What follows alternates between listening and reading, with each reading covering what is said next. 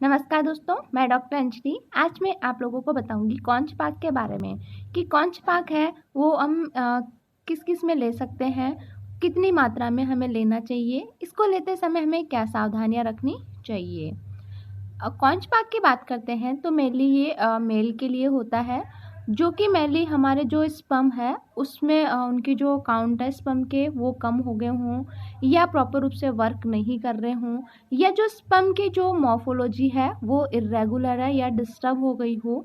इन सब के अंदर हम कौन पाक को काम में लेते हैं। साथ ही साथ में जो कौन पाक है एक आयुर्वेदिक मेडिसिन है, इसके ऐसे कोई साइड इफेक्ट नहीं देखने को मिले हैं।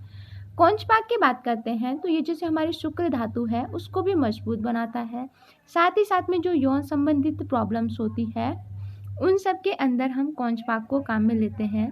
और जो हमारे जो मेल्स के अंदर कुछ भी खाया पिया नहीं लग रहा हो या स्टेमिना है बहुत ज़्यादा डाउन हो, उसके अंदर हम कौच पाक को काम में लेते हैं। जो कौच पाक है वो एक रसायन और बाजीकरण का काम करता है। साथ ही साथ में जो बढ़ती हुई उम्र के कारण जो सेक्सुअल डिजायर कम हो गई हो, इन सब के अंदर हम कौच पाक को काम में लेते हैं। कंटेंट्स की बात करते हैं तो इसमें कौच के बीज होते हैं जिनका मेन रोल होता है। इसी के अलावा साथ साथ इसमें जायफल, जावित्री, दालचीनी, नागकेसर, बिल, रस सिंदूर, लोहा भस्म या हनी, इसके कंटेंट्स हैं। ये सब कंटेंट्स मिला करके हम जो कौच पाक है उसको बनाते हैं। अगर हम इसके बेनिफिट्स की बात करते हैं कि कौच पाक को हम किस किस में काम में ले सकते हैं, तो जो स्पेशली है मेल की जो इनफर्टिलिटी है मेल्स में, उसमें हम काम में लेते हैं। इसके अंदर क्या होता है कि ज़रूरी नहीं है मेल के अंदर जो स्पर्म है उसकी संख्या कम हो गई है, लेकिन जो स्पर्म है उनकी जो मॉर्फोलॉजी है वो डिस्टर्ब हो गई हो, या उनकी जो काउंट है वो कम हो गया हो, या फिर जो स्पर्म है वो अनहेल्दी हो। इन सब के अंदर हम इसको काम में लेते हैं।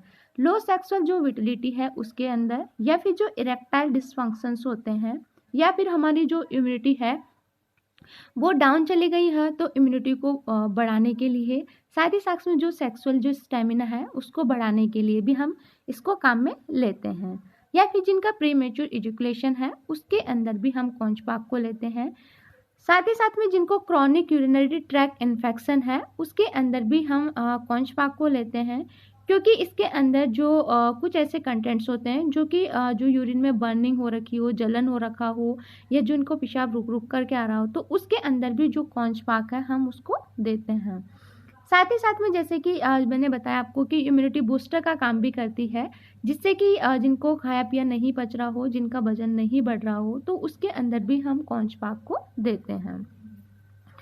इसमें जैसे कि मेनली सीवन की जो क्वालिटी है, साथ में क्वालिटी के साथ साथ में उसकी क्वांटिटी है उसको भी बढ़ाते हैं, क्योंकि इसमें जो ऑक्सीडेटिव स्ट्रेस जो पेशेंट को मेंटली जो स्ट्रेस है उस स्ट्रेस की वजह से क्या होता है, एक तो उस स्ट्रेस को रिलैक्स करता है, साथ ही साथ में उसकी जो क्वांटिटी है स्पर्म की जो उसको बढ़ाता है। साथ ही साथ में ये क्या करता है कि हमारे जो सीमन है उनको हेल्दी बना देता है। हेल्दी बनाने के साथ में उसका जो प्रोडक्शन है उसको भी बढ़ाता है। इसमें स्पेशली जैसे डोजेस की बात करते हैं तो पेशेंट को एक एक चम्मच खाना खाने के बाद में दूध से लेना चाहिए। अगर इसका अच्छा रिजल्ट देखना है तो इस जो कौच पाक है इसको 3 से 4 महीने तक कंटिन्यू करना चाहिए। साइड इफ़ेक्ट की बात करते हैं तो मेनली जो कौच पाक है वो थोड़ा हैवी होता है।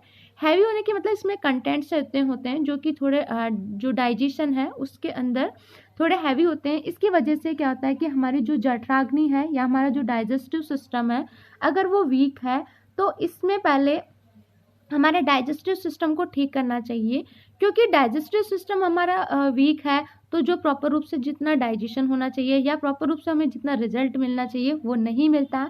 इसी के साथ में हमें कुछ साइड इफेक्ट देखने को मिलता है, जैसे कि हमारी जो डाइजेस्टिव सिस्टम वीक है तो उससे प्रॉपर रूप से उसका डाइजेशन नहीं होगा, उससे कॉन्स्टिपेशन हो सकता है, सिर में भारीपन हो सकता है, पेट में आफरा आ सकता है, या नोजिया जैसी शिकायतें आपको देखने को मिलती है।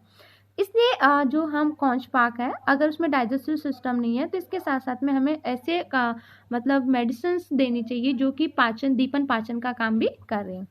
कॉन्ट्रा इंडिकेशंस की बात करते हैं तो ये जो स्पेशली इन चीज़ों का ध्यान रखना चाहिए कि जो कौच पाक है उनको 12 साल से नीचे के बच्चों को नहीं देना चाहिए। साथ में जो प्रेग्नेंट्स फीमेल्स है उनको, या फिर जो ब्रेस्ट फीडिंग कराती है उनको कौच पाक से दूर रखना चाहिए। आई होप आपको हमारा वीडियो अच्छा लगा। अगर आपको हमारा वीडियो अच्छा लगा तो प्लीज़ लाइक करें एंड हमारे चैनल को सब्सक्राइब करें। Thank you.